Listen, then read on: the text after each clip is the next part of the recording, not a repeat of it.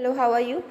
कल की क्लास में जो रिवीजन क्लास हो रही थी ना, उसमें मैंने इसोफेगस तक आपको बता दिया था। ठीक है, अगर आपने रिवीजन करा हो तो सो बेटर, ताकि आपका और बढ़िया से क्लियर हो जाए। ठीक, और रिवीजन करते रहें, जितना ज़्यादा रिवीजन करेंगे उतना ज़्यादा बेटर होगा आपके लिए।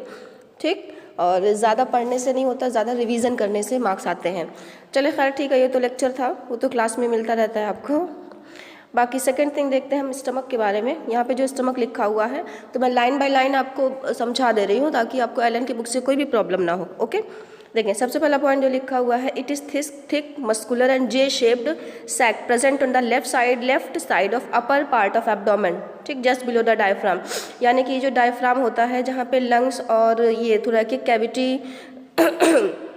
वाले पोर्शन को, जहाँ पे लंग्स होता है, उसको सेपरेट जो करता है डायफ्राम। ठीक है, तो डायफ्राम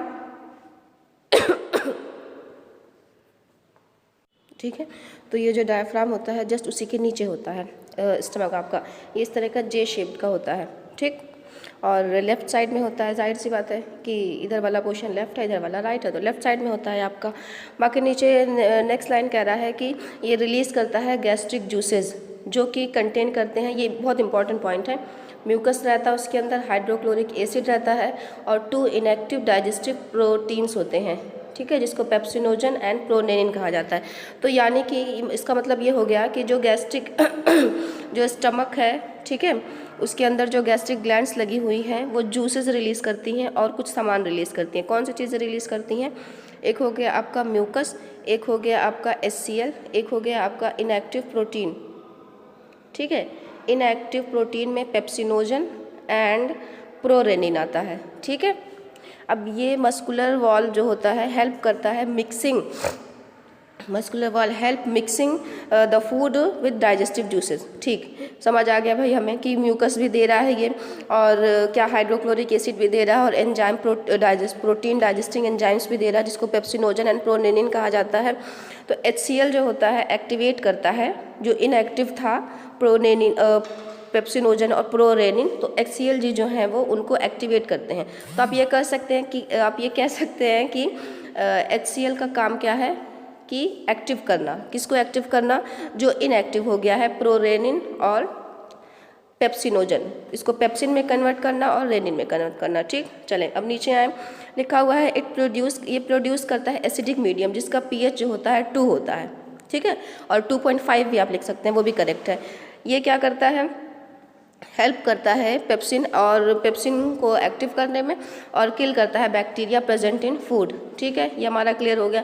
नेक्स्ट लाइन कह रहा है पेप्सिन जो होता है ब्रेक करता है प्रोटीन को पेप्टाइड्स में, क्योंकि जो कॉम्प्लेक्स मॉलिक्यूल जो हम खा रहे हैं वो सिंपलर मॉलिक्यूल में ब्रोकन डाउन होकर के तब हमारी बॉडी एब्जॉर्ब कर पाती। इसी को तो डाइजेशन कहा जाता है ना, कि complex molecule ब्रेकन down into simpler form. ठीक है, रेनिन जो होता है एक मिल्क डाइजेस्टिंग प्रोटीन होता है, मिल्क डाइजेस्टिंग प्रोटीन होता है। ठीक है, रेनिन, तो ये आपको याद करना पड़ेगा कि रेनिन का क्या काम है।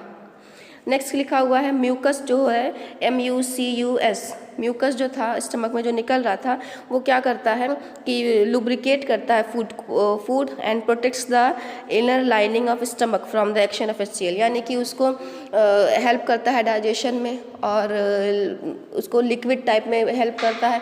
और म्यूकस की जो ये लेयर, स्टमक की जो आपकी लेयर बनी हुई है, वहाँ पे लगा रहता है ताकि HCl से प्रोटेक्शन हो सके। ठीक है, एक चीज़ और मैंने आपको क्लास में बताया था, जब आप ध्यान से पढ़ रहे होंगे, जब ये फूड यहाँ पे आया है तो ये फूड इंटेस्टाइन में जाएगा, तभी कंप्लीट डाइजेशन होगा। तो यहाँ पे कुछ मसल्स लगी होती हैं जो उसको मूव कराती हैं, जिनको कहा जाता है स्पिंक्टर मसल्स। ठीक है, देखिए यहाँ पे लिखा हुआ है sphincter muscles regulate the exit of food from stomach. Regulate मतलब आगे बढ़ाती हैं। ठीक, तो ये स्टमक की कहानी हो गई ख़त्म आपकी। From intestine due to peristaltic wave of stomach. Peristaltic movement क्या है कि जो भी खाना है वो कॉन्ट्रैक्ट और रिलैक्स होकर के आगे बढ़ता है, कॉन्ट्रैक्ट और रिलैक्स होकर के आगे बढ़ता है, तो उसी को पेरिस्टाल्सिस मूवमेंट कहा जाता है। नेक्स्ट पॉइंट आप देख लें कि स्टमक के बाद सबसे पहला पॉइंट आपका होता है इंटेस्टाइन। ये लार्जेस्ट पार्ट है एलिमेंट्री कैनाल का। ठीक है, जो कि बहुत कंसाइज वे में क्वाइलिंग वे में रहता है। ये डिवाइड होता है स्मॉल इंटेस्टाइन में और लार्ज इंटेस्टाइन में। चलें सही, स्मॉल इंटेस्टाइन देख लें क्या होता है। स्मॉल इंटेस्टाइन जो होता है complete digestion of carbohydrate, protein and fat का होता है। स्मॉल इंटेस्टाइन कंप्लीट डाइजेशन होता है कार्बोहाइड्रेट्स, प्रोटीन्स एंड फैट का। ठीक। और ये क्या करता है, ये जो लीवर था आपका रिसीव करता है secretion of the liver and pancreas for digestion, ठीक। यानी कि जो ये स्टमक था ना, देखिए ऐसे स्टमक था जे शेप्ड का, फिर यहाँ पे जो लीवर बना था वहाँ से एक पाइप निकल के आती है और ये पैनक्रियाज जो था वहाँ से एक पाइप निकल के आती है, इंटेस्टाइन में ओपन होती है। तो जो सिक्रीशंस होते हैं लीवर के और जो पैनक्रियाज के सिक्रीशन होते हैं वो स्मॉल इंटेस्टाइन के पार्ट में आते हैं, जिसको कहा जाता है ड्यूडेनम। स्मॉल इंटेस्टाइन के फर्स्ट पार्ट को क्या कहा जाता है, ड्यूडेनम ही तो कहा जाता है, ठीक है। अच्छा, अब नेक्स्ट देखते हैं क्या लिखा हुआ है आपका, एक सेकेंड, स्मॉल इंटेस्टाइन लार्ज कहाँ चली गई, जस्ट अ सेकेंड, ठीक है। देखिए जो ये गाल ब्लैडर लगा हुआ है लीवर का पार्ट है, लीवर यहाँ पे लिखा हुआ है ना, पैनक्रियाटिक डक्ट यहाँ पे देखिए बनी हुई है, पैनक्रियाटिक डक्ट बनी हुई है, और ये स्टमक बना हुआ है। तो ये स्टमक का ये वाला जो पोर्शन है वही इंटेस्टाइन शुरू हो रहा है, सबसे पहला पार्ट ड्यूडेनम है। अब ड्यूडेनम में देखें क्या लिखा हुआ है, ये जो पैनक्रियाज है ये वाला पोर्शन, देखें ये जो पैनक्रियाज है ये, और लीवर का जो था ये वाला, दोनों ही ड्यूडेनम में आकर के ओपन होते हैं। उसके बाद इंटेस्टाइन नीचे की तरफ आती है जो कि जिजनम और इलियम में कन्वर्ट होती है, ठीक है। अच्छा, अब देखें नेक्स्ट पॉइंट क्या लिखा हुआ, नेक्स्ट पॉइंट क्या लिखा हुआ है, देखिए यहाँ पे जो है लिखा हुआ है जो पॉइंट ना, वो सारा का सारा पॉइंट आपका इम्पॉर्टेंट है। सबसे पहले यहाँ पे लिखा हुआ है कि food is mixed with 3 digestive juices. Food जो है वो 3 डाइजेस्टिव जूस से मिक्स होता है। एक होता है बाइल जूस जो लीवर से निकला है, एक होता है पैनक्रियाटिक जूस जो पैनक्रियाज से निकला है, और एक होता है इंटेस्टाइनल जूस जो इंटेस्टाइन से निकल के आता है, ठीक है। सबसे पहला क्या कर रहा है, बाइल जूस जो लीवर से निकल के आता है, मैंने आपको बताया, वो एल्केलाइन मीडियम देता है, यानी कि जो एसिडिक मीडियम हो गया था स्टमक से, जो एसिड रिलीज़ हो रहा था जिसकी वजह से एसिडिक मीडियम हो गया था, तो इंटेस्टाइन जो होता है, बाइल जूस जो होता है वो एल्केलाइन मीडियम प्रोवाइड कराता है, जो कि फैट के लार्ज मॉलिक्यूल जो फैट होते हैं उनको स्मॉलेस्ट ड्रॉपलेट्स में कन्वर्ट करने के लिए, ठीक है।